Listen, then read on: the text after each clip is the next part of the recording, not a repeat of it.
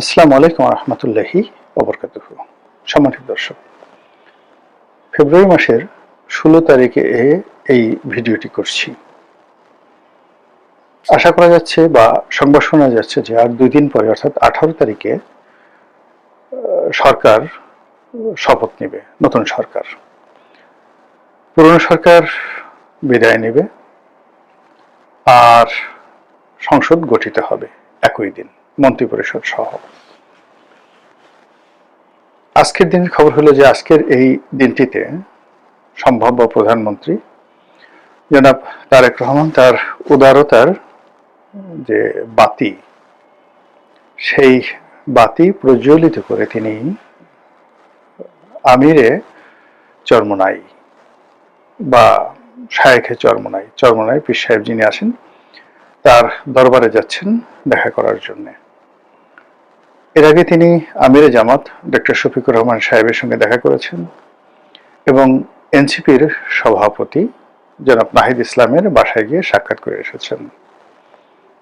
তার এই উদারতা নিয়ে সারা বাংলাদেশে আলোচিত হচ্ছে এবং সবাই বলার চেষ্টা করছেন যে তিনি নতুন একটি যে ট্রেন্ড চালু করলেন বাংলাদেশে, এটি বাংলাদেশের রাজনীতির যে সভ্যতা, ভব্যতা, সৌজন্যতা, এটাকে বহুদূর এগিয়ে নিয়ে গেল। ইতিপূর্বে এটা কখনো হয়নি। তারেক রহমান সাহেব তারুণ্যের রাজনীতির মাধ্যমে যে উদারতা প্রদর্শন করলেন এবং তার রাজনৈতিক জীবন যখন রাষ্ট্রীয় কর্মে নিয়োজিত হতে যাচ্ছে, ঠিক সেই সময়টিতে তার এই বিনয়, তার এই ভদ্রতা, তার এই সৌজন্যতা হয়তো রাজনীতির ইতিহাসে স্বর্ণাক্ষরে লেখা থাকবে যদি তার প্রতিপক্ষ তাকে ওইভাবে সম্মান করে। অন্যদিকে খবর হলো যে ইতিমধ্যে ডক্টর মোহাম্মদ ইউনূসের একজন বিশেষ সহকারী প্রতিমন্ত্রীর পদমর্যাদায় তিনি দেশ ছেড়ে পালিয়েছেন।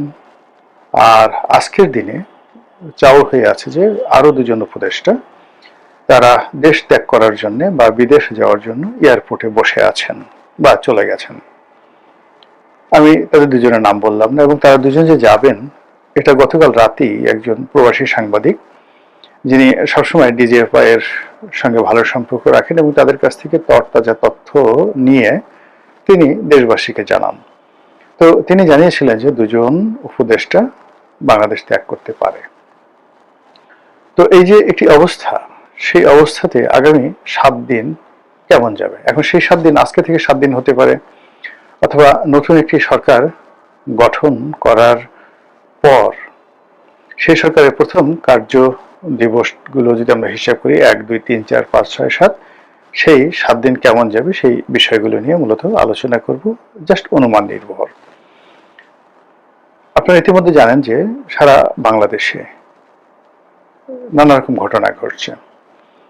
যারা সংসদ সদস্য নির্বাচিত হয়েছেন তার মধ্যে বেশ কয়েকজন সংসদ সদস্য, এর মধ্যে 2 জনই আমার খুব ঘনিষ্ঠ। একজন আমার খুব ঘনিষ্ঠ বন্ধু, তিনি মিস্টার নিজান, নোয়াখালীর একটি আসনের সংসদ সদস্য, 9ম পার্লামেন্টে ছিলেন। আরেকজন সংসদ সদস্য, তার নাম মানিক, যিনি কাকড়া মানিক হিসেবে সমধিক পরিচিত, আমার অত্যন্ত স্নেহভাজন ছোট ভাই। খুবই ভালো সম্পর্ক আমাদের 2 জনের মধ্যে। 2 জনের সঙ্গে মানে নিজানের সঙ্গে আমার সম্পর্ক হলো দীর্ঘদিনের, আর মানিকের সঙ্গে আমার সম্পর্ক দীর্ঘদিনের না হলেও আন্তরিকতাটা মনে হচ্ছে যে আমাদের মধ্যে যুগের পর যুগ ধরে ভালো সম্পর্ক। এই 2 জনের দুটো কর্ম ব্যাপকভাবে প্রশংসিত হয়েছে। মানিক তার এলাকায় নির্বাচিত হওয়ার পরপরই নিজের দলের বেশ কয়েকজন নেতা কর্মীকে তিনি পুলিশে দিয়েছেন। এটি ব্যাপকভাবে চাপ পড়তে দূরের কথা, সারা বাংলাদেশে এটি প্রশংসিত হয়েছে যে না, বিএনপি যাদেরকে সিলেক্ট করেছে, মানিকের মতো সংসদ সদস্য কিংবা নিজানের মতো সংসদ সদস্য, এরা যদি থাকে দলে তাহলে সেই এলাকায় চাঁদাবাজি হবে না। আবার অন্যদিকে নিজান যেটি করেছেন সেটা হলো তিনি অ্যারেস্ট করার চাইতেও আরেকটু বেশি এগিয়ে গিয়েছেন। তিনি নিজে বাদী হয়ে এলাকার যে তার দলের যারা নেতাকর্মী চাঁদাবাজ বলে পরিচিত, কুখ্যাতি অর্জন করেছেন, এরকম প্রায় 20-25 জনের বিরুদ্ধে তিনি মামলা করেছেন। এর বাইরে বিভিন্ন এলাকাতে চাঁদাবাজদের সঙ্গে আর সংসদ সদস্যদের সঙ্গে ভীষণ রকম দ্বন্দ্ব সংঘাত শুরু হয়ে গেছে, এবং এই দ্বন্দ্ব সংঘাতে চাঁদাবাজারে টিকে থাকে না এমপির টিকে থাকে সেটি দেখার বিষয়। এটি গেল বিএনপির। অন্যদিকে জামাতের যারা লোকজন আছে তারা সঙ্গত কারণে ধরে নেওয়া হয় তারা চাঁদাবাজির সঙ্গে জড়াবেন না, চাঁদাবাজির সম্পর্কে তারা উচ্ছ্বসিত কণ্ঠে এর বিরোধিতা করবেন, এবং বিএনপির চাঁদাবাজির মাধ্যমে দেশের কি ক্ষয়ক্ষতি হয়েছে সেটি সংসদের ভিতরে এবং বাইরে দরাজ দিলে এবং বুলান্ত কণ্ঠে তারা সেটা প্রচার করতে থাকবেন। আগামী 7 দিন এটা সবার আগে হবে। পুলিশের মধ্যে, আমলাতন্ত্রের মধ্যে যারা যাকে বলা হয় অতি উৎসাহী, তারা দৌড়াদৌড়ি করবেন পল্টন অফিসে, বিএনপি নেতাদের বাসায়, এমনকি তারেক রহমান সাহেবের বাসায়। ইতিমধ্যে আমরা জানি যে একজন পুলিশ কর্মকর্তা বেশ আলোচিত গত 17 মাসে, তার নাম মিস্টার মাসুদ।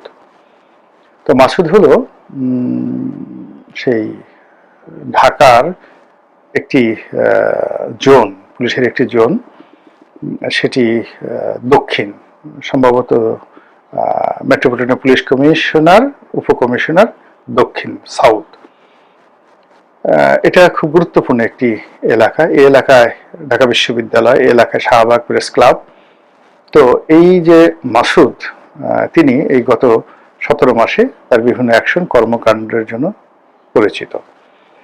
অনেকে তাকে তুলনা করার চেষ্টা করছেন যে আওয়ামী লীগ জামানাতে হারুন ছিল যেভাবে প্রভাবশালী, বেপরোয়া, তারপর বিএনপি জামানাতে কোহিনুর যেভাবে বেপরোয়া ছিল, সাহসী ছিল, তারপর আরো একজন ছিলেন খান সাইদ হাসান। ঠিক এখন মাসুদ যে পদে আছেন, যে চেয়ারে আছেন, ঠিক এই জায়গাটাতেই খান সাইদ হাসান ছিলেন বিগত বিএনপির জামানাতে। এবং যখন সেই 21শে আগস্টের গ্রেনেড হামলা হয়েছিল, সেই গ্রেনেড হামলার সময়টিতে এই মাসুদ যে দায়িত্বে আছে, ঠিক এই দায়িত্বে ছিল খান সাইদ।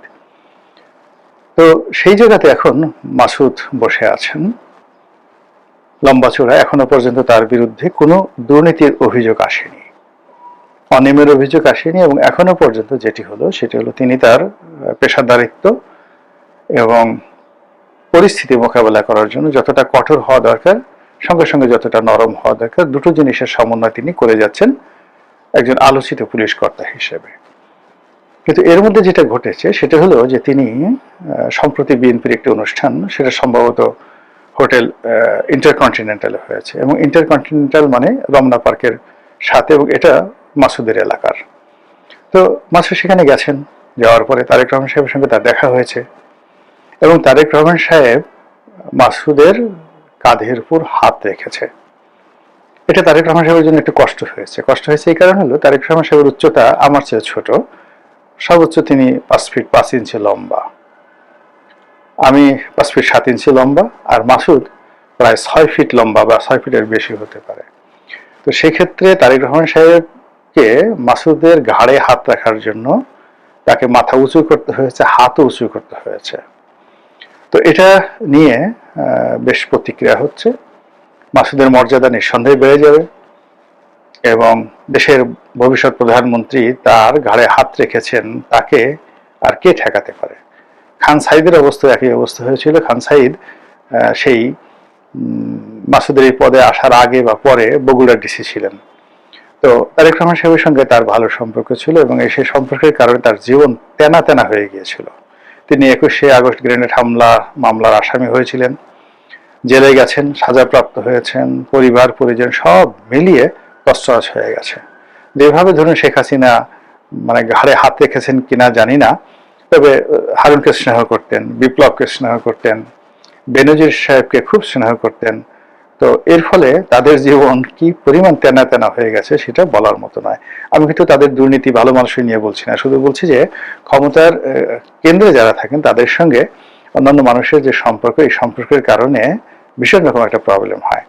যেমন ধরুন আমি খুব সাধারণ অখ্যাত একজন মানুষ, এখন এই অখ্যাত একজন মানুষের সঙ্গে হঠাৎ যদি লোকজন দেখেন যে তারেক রহমান সাহেব আমার বাসায় গেছেন, আমার গায়ে হাত রেখেছেন, বা আমার প্রতি একটু অতিরিক্ত আকর্ষণ দেখিয়েছেন, আমিরে জামাত আমার বাসায় গেছেন, আমার সঙ্গে একটু ভাবসাব দেখিয়েছেন। পীরে চরমোনাই তিনিও এরকম করেছেন, পেপারে আসলো।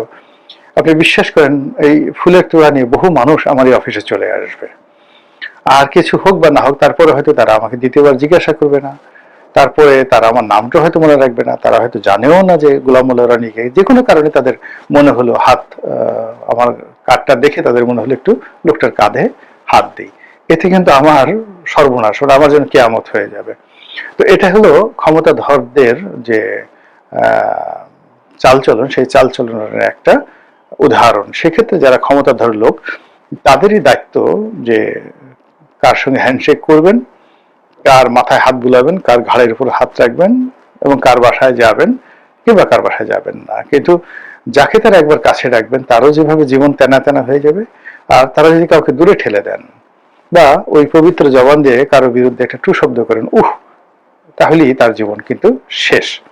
তো এই যে সামনে যে সময়গুলো আসছে, এই সময়টিতে বিএনপির যারা শীর্ষ নেতৃবৃন্দ রয়েছেন, মন্ত্রী পরিষদে যারা সদস্য হবেন, তারপর স্বয়ং তারেক রহমান সাহেব যাদের মাথায় হাত বুলাবেন, যাদেরকে কাছে ডেকে নেবেন, বা যে সমস্ত লোক এখানে দৌড়াদৌড়ি করবে, তাদেরকে কেন্দ্র করে যাকে বলা হয় সচিবালয়ের ভিতরে বাইরে জনারণ্যে যে রসায়ন তৈরি হবে, এর ফলে অনেক বড় বড় ব্যবসা বাণিজ্য শুরু হয়ে যাবে এবং অনেক সৃষ্টি এবং অনাসৃষ্টি তৈরি হয়ে যাবে অতীতের মতন করে। এই গেল প্রথম কাজ। দ্বিতীয় যে সমস্যাটা বলবো সেটা হলো যে এখনো পর্যন্ত যেহেতু শপথ হয়নি, শপথ যদি একদিন পিছিয়ে যায়, দুদিন পিছিয়ে যায়, সেটা কেমন হবে? আবার আলেরিয়া সাহেব যেভাবে বলেছেন যে এখানে সংসদ সদস্যরা দুইবার শপথ নেবেন, প্রথম শপথ হলো সেই কনস্টিটিউশনাল অ্যাসেম্বলির সদস্য হিসেবে, আর দ্বিতীয় শপথ হলো সংসদ সদস্য হিসেবে।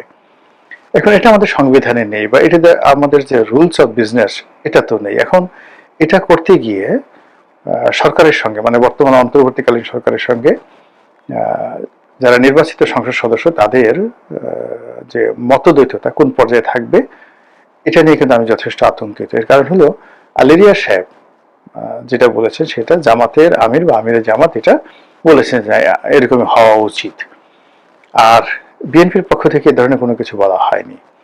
যেহেতু বিএনপি নিরঙ্কুশ সংখ্যাগরিষ্ঠতা লাভ করেছে, ফলে যে নোট অফ ডিসেন্টগুলো তারা দিয়েছে সেগুলো সহ জুলাই সনদের শর্তসমূহ এবং সংবিধান সংশোধন বা সংস্কার কমিশনের সুপারিশগুলো যদি তাদেরকে পাশ করতে হয়, তাহলে বিএনপি এবং জামাতের মধ্যে আসলে ক্ষমতা রাজনীতিতে তেমন কোনো পার্থক্য থাকবে না, বরং জামাত সুবিধাজনক অবস্থায় থাকবে।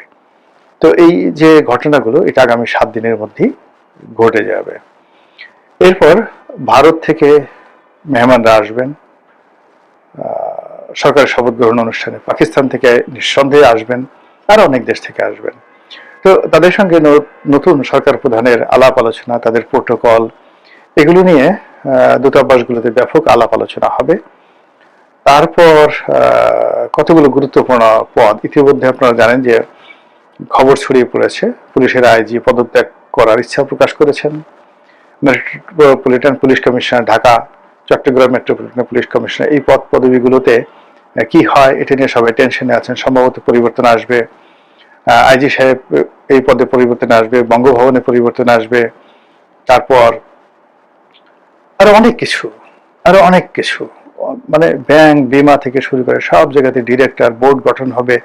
এই 7 দিনের মধ্যেই যে তোলপাড় শুরু হয়ে যাবে, সরকার গঠনের 7 দিনের মধ্যে যে তোলপাড় শুরু হয়ে যাবে, তাতে করে ব্যাংক পাড়া, শেয়ার মার্কেট, বিমা পাড়া, এরপরে সরকারের যে গুরুত্বপূর্ণ পদ পদবিগুলো আছে, যেমন জাতীয় রাজস্ব বোর্ডের চেয়ারম্যান, বাংলাদেশ ব্যাংকের গভর্নর, তারপর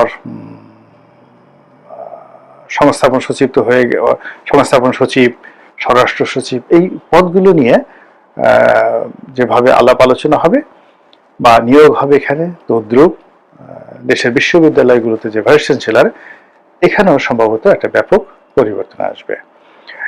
এবং প্রথম 7 দিনের মধ্যেই তাদেরকে ইউনিয়ন পরিষদ নির্বাচন, পৌরসভা নির্বাচন, সিটি কর্পোরেশন নির্বাচন, এই নির্বাচনের ব্যাপারে সিদ্ধান্ত গ্রহণ করতে হবে। তো সব মিলিয়ে প্রথম যে সরকারের যে 7 দিন, এই 7 দিনের মানে প্রতিটি সেকেন্ড সরকারের জন্য একটা অ্যাসিড টেস্ট হবে। আর এই অ্যাসিড টেস্টে যদি পান থেকে চুন খসে তাহলে অ্যাসিডে কি হয়, সারা শরীর ঝলসে যায়। সরকারের ভুল হলে তারও অঙ্গহানি হবে, অঙ্গ ঝলসে যাবে এবং প্রতিপক্ষ তারা আরো শক্তিশালী হয়ে পড়বে। মহান আল্লাহ আমাদের সবাইকে হেদায়েত দান করুন এবং হেফাজত করুন। আসসালামু আলাইকুম ওয়া রাহমাতুল্লাহি ওয়া বারাকাতুহু।